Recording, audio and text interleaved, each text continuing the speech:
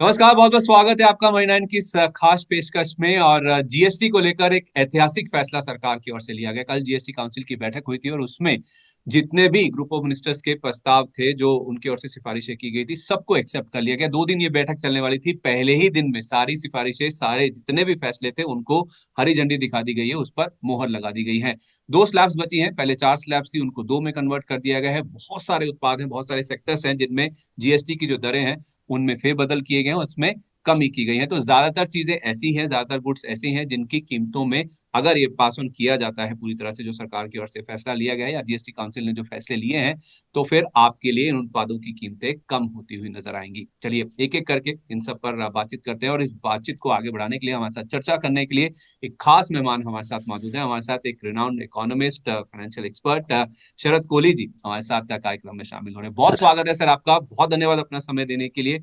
नमस्कार सर। नमस्कार संदीप और मनी नाइन के सभी फॉलोअर्स, व्यूअर्स, सब्सक्राइबर्स को मेरा दिल से अभिनंदन। तो सर, पहली बात तो ये बड़ा ही ऐतिहासिक फैसला है, बड़ा हर्षोल्लास वाला मोमेंट है ये। बड़ा रिफॉर्म है, जो है बड़ा फैसला जो कि सरकार की ओर से लिया गया है।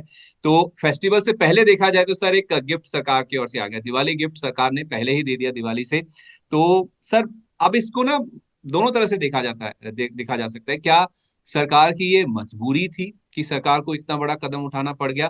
तो जो इतना बड़ा सरकार ने रिफॉर्म किया है, पहले तो ऐसा नहीं हो पाया। पहले भी हमने जीएसटी काउंसिल की बैठक देखी है, तो पहले ऐसे फैसले नहीं हुए हैं। तो क्या ये मजबूरी में फैसला लिया गया है? एकाएक सबकी सहमति भी बन गई, 2 दिन की बैठक एक ही दिन में निपट गई। तो माना जाए सर कि अगर सरकार करने पे आए तो सब कुछ हो सकता है। देखिए, हालात जब बनते हैं, पहली बात तो ये 8-9 महीने से फिटमेंट कमेटी एक जीएसटी के वहाँ बातचीत चल रही थी ऑलरेडी। पहले ये अपना सम्राट चौधरी जी जो बिहार के डिप्टी सीएम है, वो इसके हेड थे और वो काफी बातचीत चल रही थी। पर हाँ, कुछ हालात ऐसे बने, और हालात की मैं बात करूं तो कुछ हद तक हमें डोनाल्ड ट्रंप साहब का भी धन्यवाद करना चाहिए, अप्रत्यक्ष रूप से, इनडायरेक्टली। क्योंकि ऐसा माना जा रहा था कि जो 50-60 बिलियन डॉलर का जो हिट इकोनॉमी को हो रहा है अमेरिका के ट्रेड एम्बार्गो ही बोलता हूं मैं, 50% टैरिफ का तो मतलब यही है, भैया मत भेजो सामान यहाँ पर, सीधी सी बात है। तो उसका जो उसकी जीडीपी पे 0.2 से 0.5% ऐसा कैलकुलेट किया जा रहा था, शायद इसका हिट आए, शायद आए, हालांकि अभी बहुत जल्दी थी। तो उसको इनडायरेक्टली हम ऑफसेट कर रहे हैं अपनी डोमेस्टिक डिमांड बढ़ा के, डोमेस्टिक कंजम्पशन बढ़ा के। पहला ये रीजन रहा। और दूसरा रीजन मैं मानता हूं, देखिए, अगर कई कभी कभी सरकार थोड़ा सा पॉलिटिकल भी साउंड करती है तो इसमें कोई, ये कोई क्राइम नहीं है, सभी सरकारें करती हैं। बिहार में इलेक्शन है आगे, और अगर ऐसे में लोगों को ये बोनांजा मिल जाता है और सरकार को थोड़ा माइलेज मिलता है, तो ये कोई इसको मैं कोई गलत काम करना नहीं मानता। सभी सरकारें करती हैं, राज्य सरकारें भी करती हैं, सभी सरकार ये काम करती हैं। तो कुछ हद तक डोनाल्ड ट्रंप साहब हो गए, कुछ हद तक पहले से बातचीत चल रही थी इकोनॉमी को भी एक बूस्ट प्रोवाइड करने के लिए। और महंगाई की दर और ज्यादा कंट्रोल में आएगी, 1.55%। अभी ऑलरेडी सीपीआई हमारी पिछली रिकॉर्डेड आई है, इससे हो सकता है कि और भी ज्यादा कंट्रोल में आए, परंतु ये सब 22 सितंबर के बाद होने वाला है। ये अभी कल आप जाके अपना दूध पनीर खरीदे तो आपको सस्ता नहीं मिलने वाला है। 22 सितंबर तक का इंतजार करना पड़ेगा। मुझे चिंता हो रही है संदीप, इस बात से मुझे याद आया, जिन लोगों के जो बेचारे air conditioner, refrigerator, washing machine, गाड़ियां, कार बेचते हैं, क्योंकि अब ये 18 दिन उनके लिए बड़े पेनफुल होने वाले हैं। क्योंकि मैं सुबह 2-3 परिवारों से बात कर रहा था जिनका एसी लेने का प्रोग्राम था, कोई गाड़ी लेने जा रहा था कि भाई श्राद्ध शुरू हो रहे हैं 7 तारीख से पहले, तो जनरली जो लोग परंपरा को मानते हैं वो श्राद्धों में नहीं खरीदते। उनका था कि भाई अब इन 3-4 दिनों में जाके खरीद लो। अब उनके घर में बात हुई, मान लो श्राद्ध थोड़ा जल्दी शुरू हो गया आज, इस बार 22 तारीख, 21 तारीख तक वेट कर लो, 22 तारीख को जाके खरीदेंगे। तो ये 18 दिन थोड़े पेनफुल रहेंगे, पर क्योंकि उसको हम पेंट अप डिमांड कहते हैं, वो बाद में पूरी हो जाती है, रुकी हुई होती है, पर बाद में पूरी हो जाएगी। बिल्कुल, मुझे लगता है देर आए दुरुस्त आए, जब जागे तब सवेरा। आपके सवाल का मैं सीधा जवाब दूं तो ठीक है सर, आपने एक बहुत इंपॉर्टेंट बात कही कि इससे महंगाई कम होती हुई नजर आएगी। सीपीआई महंगाई 1.55% पर है, ये और भी कम हो जाएगी। लेकिन इसमें एक राइडर है, एक शर्त है। वो शर्त ये है कि जितना जीएसटी का इम्पैक्ट किया गया या फिर कट किया गया है, उसको पास ऑन किया जाए। तो सर, मेरा सवाल ये है कि गिफ्ट तो मिल गया, सरकार ने कर दिया इसको, जीएसटी काउंसिल से भी अप्रूवल आ गया इसका। क्या ये पास ऑन हो जाएगा? जो गिफ्ट मोदी साहब ने कहा था 15 अगस्त को लाल किले की स्पीच में, क्या ये गिफ्ट मिल जाएगा एक्चुअली? कंज्यूमर्स को उतना फायदा हो जाएगा जितना लिखित में आ रहा है सामने आपके? 28 वाला 18 हो गया, 18% वाला नील हो गया, 12% वाला 5% हो गया। क्या ये एक्चुअल पास ऑन हो जाएगा? कितनी गुंजाइश है? बहुत अच्छा आपने सवाल पूछा है। देखिए, जीएसटी में एक एंटी प्रॉफिटेरिंग क्लॉज हुआ करता था, जब जीएसटी आया था 1 जुलाई 2017 को, कुछ समय तक इसको रखा गया, फिर उसको हटा लिया। एंटी प्रॉफिटेरिंग का मैं जो मनी नाइन के फॉलोअर्स हैं उनके लिए आसान भाषा में बता दूं कि अगर कोई व्यक्ति जीएसटी की आड़ में प्रॉफिट कमाने की कोशिश करता है तो एक एंटी प्रॉफिटेरिंग अथॉरिटी थी, वहां जाके आप शिकायत कर सकते थे। 704 शिकायतें आई भी थी, करीब 4,000 करोड़ के आसपास की शिकायतें आई थी, फिर सरकार को लगा को इतनी अब इसकी जरूरत नहीं है। तो अब मैं तरीका बता देता, आपने जो सवाल पूछा है, आपके सीधे सवाल का जवाब है हाँ, कुछ लोग शरारत कर सकते हैं। मैं उदाहरण लेता हूं। मान लीजिए एक स्प्लिट एसी 35,000 रुपए का आता है।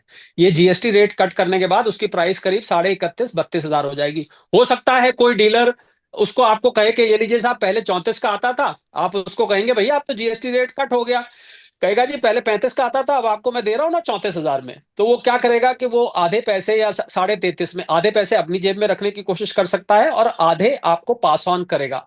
इसका मैं काट बता देता हूं, इसका तरीका क्या है। हमें तो मतलब यह है कि सोल्यूशन से है ना कि इसका, और मुझे लगता है कि जो गृहिणियां हैं वो इसका काट जल्दी ढूंढ लेंगी, जो महिलाएं, क्योंकि वो क्या करती हैं, वो जगह जगह जाके रेट पूछ के शॉपिंग करती हैं। बस आपको कुछ यही करना है, आप जब कोई सामान लेने जाएं तो आप 3 4 जगह उसका रेट पता करें, क्योंकि ये नहीं हो सकता कि सारे के सारे डीलर जो है वो गड़बड़ कर रहे हो, कुछ एक जरूर शरारत करेंगे।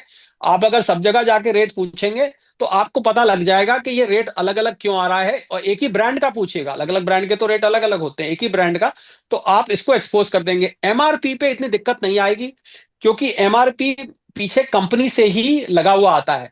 दूसरा, मुझे लगता है कि कंपटीशन ये चीज कम होने देगा, क्योंकि इतना मार्केट में कंपटीशन होता है कि आप अगर ये शरारत करेंगे तो किसी दूसरी कंपनी का माल उसने पास ऑन कर दिया तो वो सस्ता हो जाएगा, तो लोग, लाजमी बात है, कुछ दिन के लिए ये समस्या रह सकती है। इसका तरीका जो मैंने आपको बताया वही है। और आप एक ही जगह से सामान ला ले, आप 2 3 दुकानों से अलग अलग जाके उसी ब्रांड का नाम सामान पूछें, तो आपको ये अंदाजा हो जाएगा कि इसमें असल में कीमत कितनी है और इस पे जीएसटी कितना लगा हुआ है, पहले कितना जीएसटी लगता था, बाद में कितना। ये भी आप कर सकते हैं, आप ये कह सकते हैं कि पहले ये चीज कितने की थी, और जब वो आपको कीमत बताएगा और अब चीज कितने की है। अब आपको क्या करना है कि आप उसका नया रिवाइज रेट आपको ऑनलाइन अवेलेबल है, आप रिवाइज रेट निकाल लीजिए, उसको कैलकुलेट कर लीजिए। थोड़ी सी आपको मेहनत करनी पड़ेगी।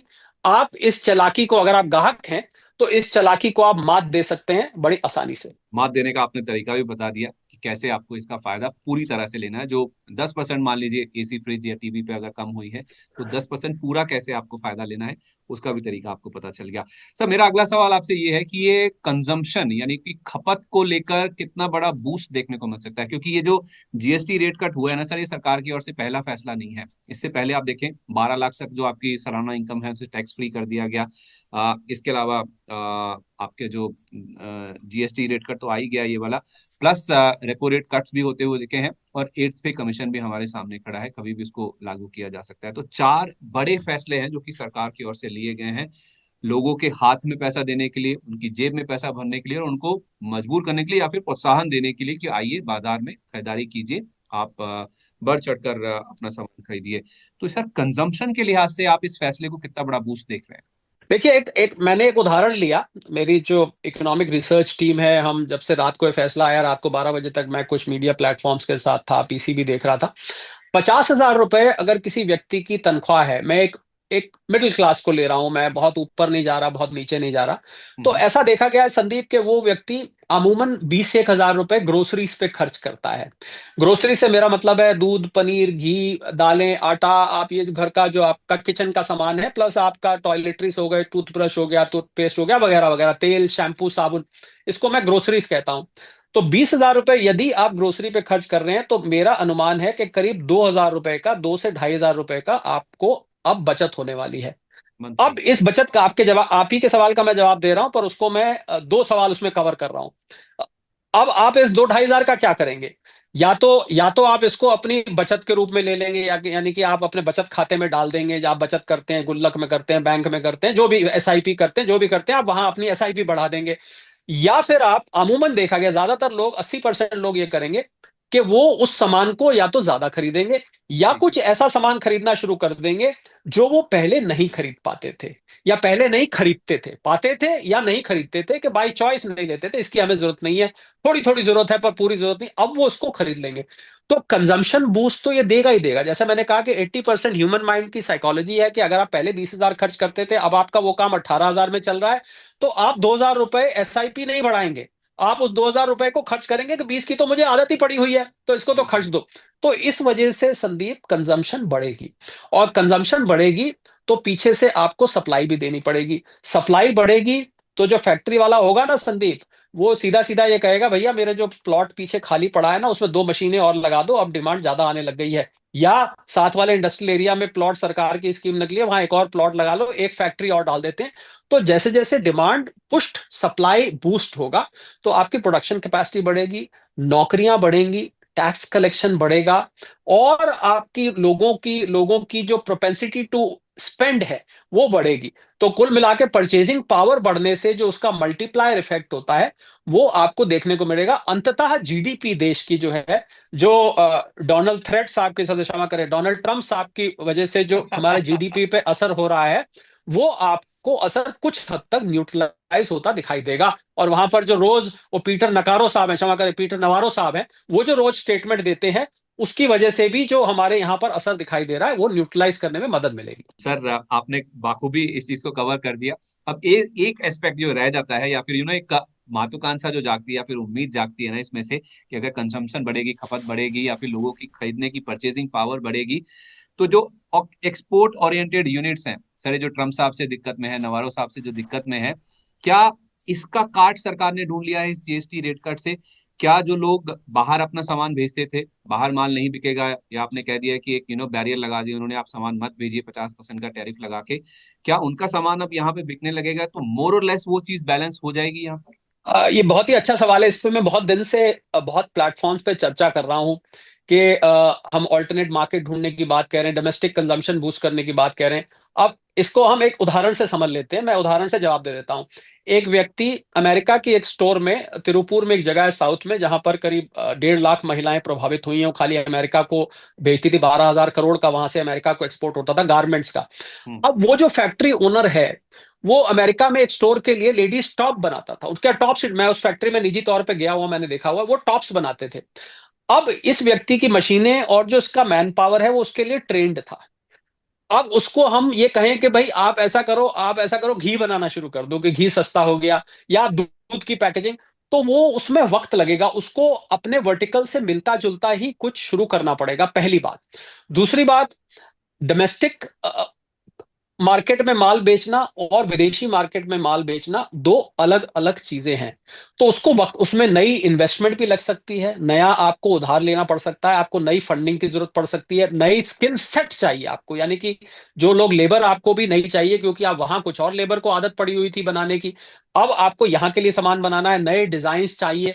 तो ये मैंने एग्जाम्पल इसलिए लेके समझाया आपको कि जिससे कि पता लगे कि इतना ट्रांजिशन आसान नहीं है, वक्त लगेगा इसमें। मैंने कैलकुलेट किया है इसमें संदीप, इसमें मेरे हिसाब से 5 से 6 महीने लग सकते हैं, जब तक ये एक्सपोर्टर जो कि खाली अमेरिका को माल भेजते थे, मैं अभी उन्हीं की बात कर रहा हूं, कुछ तो ऐसे हैं बेचारे जो खाली अमेरिका को भेजते थे, उनको ट्रांजिशन करने में किसी, यही छोड़िए, आप तो डोमेस्टिक की बात कर रहे हैं, मैं इसमें एक पहलू और जोड़ता हूं संदीप, ध्यान दीजिएगा।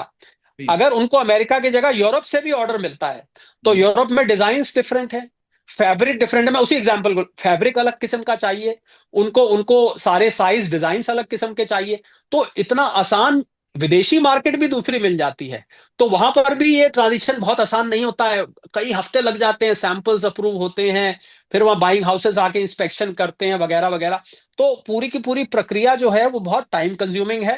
हाँ, ये है कि अब अगर हमारी डोमेस्टिक डिमांड, हमारी 65 करोड़ की मिडिल क्लास है, ऑफिशियली आप गूगल करेंगे ना तो आपको 40 करोड़ की भारत की मिडिल क्लास दिखाई देगी, पर वो 25 करोड़ जो लोग मल्टी डायमेंशनल पॉवर्टी इंडेक्स से बाहर आए हैं, जिसको मैं नियो मिडिल क्लास कहता हूं, उसको मिला के हमारी 65-70 करोड़ की मिडिल क्लास हो चुकी है। इतनी बड़ी भारत में मार्केट है कि हम्म। अगर वो एक्सपोर्टर्स डॉलर का अपना जो आकर्षण है उसको छोड़ दें और रुपए में अपनी सेल करने का सोचें और डोमेस्टिक मार्केट को ढूंढें, तो वाकई ही यहां पर संभावनाएं असीमित हैं।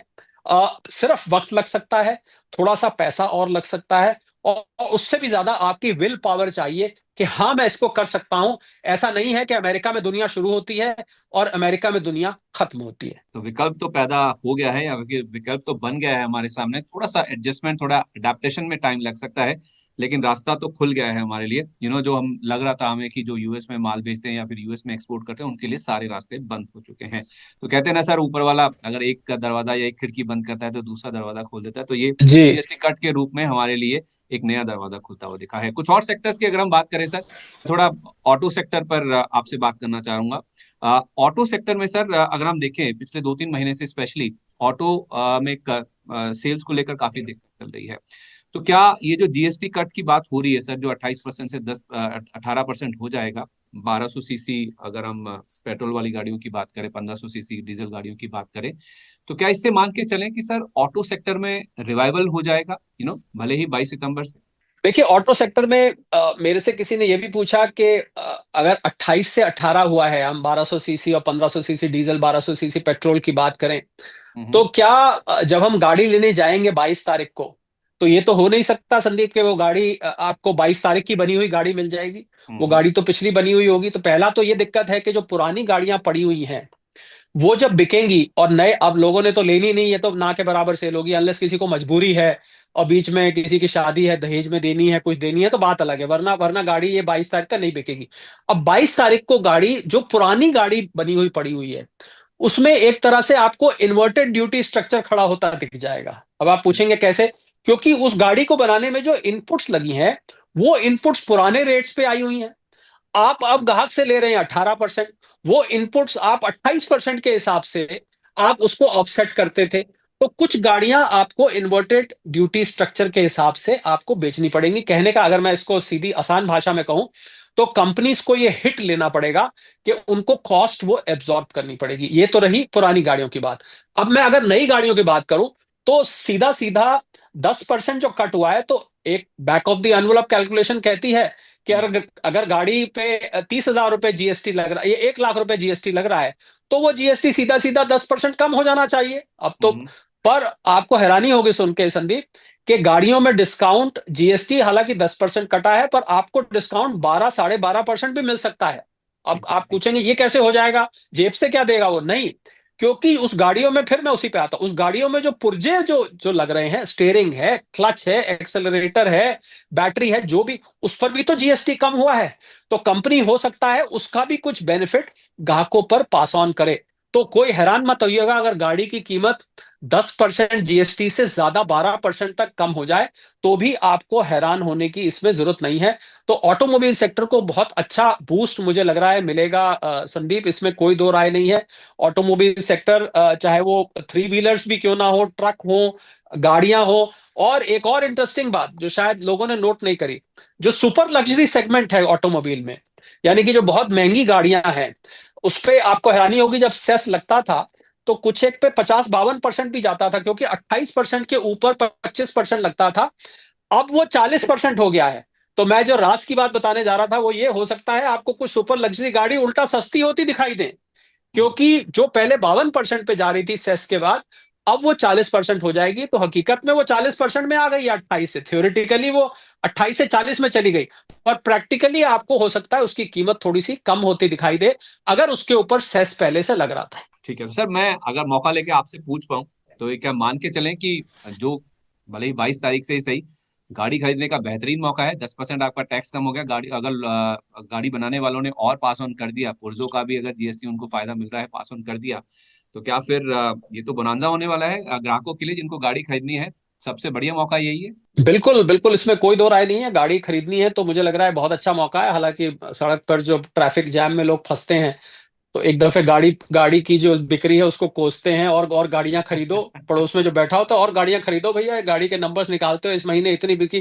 कहाँ, घर में थोड़ी ना बाथरूम में चलेंगी, सड़क पे ही आएंगी सारी, ये बातें होती हैं। पर हाँ, बिल्कुल आपने ठीक कहा, ऑटोमोबाइल सेक्टर को बहुत बड़ा बूस्ट मिलेगा, और गाड़ियां ज्यादा बिकेंगी, गाड़ियां सड़क पे आएंगी, पेट्रोल की, डीजल की, और ईवीस पे तो 5% ही रखा गया, आपको पता ही है, उनकी भी कंजम्पशन बढ़ेगी। एक मैं यहां पर रियल एस्टेट सेक्टर का भी जिक्र करना चाहूंगा, क्योंकि सीमेंट की 28 से 18 कर दी गई है।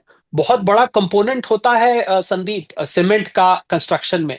तो जो डेवलपर्स हैं, आपको मकान भी सस्ते होते दिख सकते हैं, अगर वो इस सीमेंट की कॉस्ट को अपने अंदर एब्जॉर्ब ना करके ग्राहकों को पास ऑन करेंगे, तो आपको कुछ घरों की कीमतों में भी थोड़ा बहुत एडजस्टमेंट होता दिखाई देने लगेगा। तो रियल एस्टेट सेक्टर के लिए भी एक इसको मैं बूस्ट मानता हूं। गाड़ी खरीदने का भी अच्छा मौका अगर पास ऑन कर दिया गया तो मकान भी सस्ते होते हुए नजर आएंगे, ये भी आपके लिए काफी राहत की बात हो सकती है। सर एक चीज आई डोंट नो आपसे किसी ने डिस्कस किया या नहीं किया है, हम नई गाड़ियों की तो बात कर रहे हैं, पुरानी गाड़ियां सर क्योंकि इन पे टैक्स बहुत ज्यादा था या फिर इनकी कीमतें बहुत ज्यादा थी, बीच में हमने देखा था पुरानी गाड़ियों की बिक्री बहुत ज्यादा बढ़ती हुई नजर आई थी।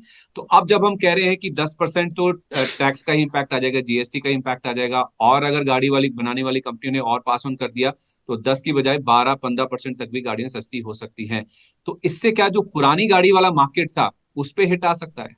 देखिए, जब over a period of time जब नई गाड़ियां सस्ती होती हैं, तो वो पुरानी गाड़ियों पे धीरे धीरे फैक्टर इन करने लगता है। तो पुरानी गाड़ियों पे संदीप इमीडिएटली तो कोई फर्क नहीं दिखाई देगा, ये मैं आपको सीधे तौर पे कह सकता हूं। आपको फिलहाल 2 4 6 महीने इतना फर्क नहीं दिखाई देगा।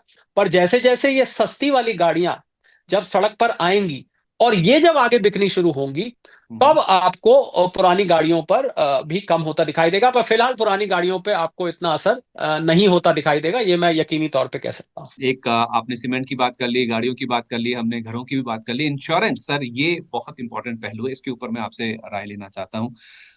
हर किसी के मन में डर था कि ये 18% वाला 5% ही होगा, लेकिन एज एक्सपेक्टेड इसको निल कर दिया गया है। हेल्थ इंश्योरेंस पे बात करें चाहे आप लाइफ इंश्योरेंस पे बात करें, जीएसटी को घटाकर निल कर दिया गया है। अब सवाल यही है सर, जब जैसे मैंने आपसे पहले भी पूछा कि गिफ्ट तो मिल गया लेकिन ये गिफ्ट मुझ तक पहुंचेगा नहीं पहुंचेगा, मैं अगर हेल्थ इंश्योरेंस या फिर लाइफ इंश्योरेंस लेने जाऊंगा या लेने जाऊंगी अगर कोई महिला है, तो क्या उनको ये फायदा मिलेगा? क्या जो कंपनियां हैं, इंश्योरेंस कंपनियां हैं, इसको पूरा पास ऑन कर देंगी? क्योंकि उसमें और भी फैक्टर्स हैं, इनके खुद के खर्चे, इनपुट टैक्स क्रेडिट हुआ, एसएस जो कंपनसेशन हुआ, बहुत सारी चीजें हैं सर इसमें। क्या इसमें फायदा मिलेगा एक्चुअली? इंश्योरेंस खरीदना सस्ता हो जाएगा? देखिए, जब से इनकम टैक्स का न्यू रिजीम आया, तब से जो 8 सेक्शन 80C में इंश्योरेंस प्रीमियम का बेनिफिट मिलता था, वो धूमिल सा होता दिखा, वो फीका पड़ता दिखा। तो इंश्योरेंस कंपनीज की ये शिकायत थी कि जो हमारी जनवरी मार्च के बीच में सारी करीब 75% सेल जनवरी मार्च में 80C की वजह से हो जाया करती थी, वो हमारी सेल अब खत्म हो गई। इंश्योरेंस एजेंट्स को दिक्कत हो रही है इंश्योरेंस बेचने में, अब वो टैक्स की आड़ लेके नहीं बेच पा रहे। उनको खाली जिंदगी के साथ भी जिंदगी के बाद भी वाली बात करनी पड़ती है, भैया अपने अपने नियर्स एंड डियर्स के लिए आप इंश्योरेंस ले लीजिए। तो अब जब सस्ता हो जाएगा, मान लीजिए आपका 5 लाख के इंश्योरेंस पे 5 लाख के 5 लाख तो बहुत कम होता है, चलिए आप 1 करोड़ के इंश्योरेंस पे मान लीजिए साल का 12,000 रुपए दे रहे हैं। उस 12,000 रुपए पे आपको 18% जीएसटी और लगता था, अब वो नहीं लगेगा। तो ग्राहक के लिए तो ये सस्ता हो गया। पर आपने जो बात पूछी कि क्या इंश्योरेंस कंपनीज, और ये एक ऐसा प्रोडक्ट था जो कि जीएसटी काउंसिल में इसकी चर्चा होती थी बैक एंड पे भी, कि जीएसटी हटाने की वजह से इंश्योरेंस कंपनी नाराज हो रही थी। और ये बड़ी हैरानी की बात होती है कि हटाने की वजह से, क्योंकि उनका जो इनपुट टैक्स क्रेडिट है वो अब आउटपुट तो होगा ही नहीं, क्योंकि टैक्स जीरो हो गया। तो वो इनपुट किस में से क्लेम करेंगी? तो उनको इनपुट एब्जॉर्ब करना पड़ेगा। ये समझने वाली बात है कि वो जो अपनी, खासकर जो एजेंट्स को कमीशन दी जाती है, उनके ऑफिस के किराए हैं, एनुअल मेंटेनेंस कॉन्ट्रैक्ट्स हैं, बहुत सारे खर्चे होते हैं इंश्योरेंस कंपनी चलाने में, एक पूरा ऑफिस चल रहे होते हैं। तो वो जो दे रही थी वो अब क्या वो एब्जॉर्ब करेंगी, तो उनकी कॉस्ट बढ़ जाएगी। तो ऐसा माना जा रहा था कि इंश्योरेंस कंपनीज की कॉस्ट बढ़ जाएगी, क्योंकि वो ग्राहकों से जो कलेक्ट कर रहे थे उसके अगेंस्ट उसको ऑफसेट नहीं कर पाएंगे।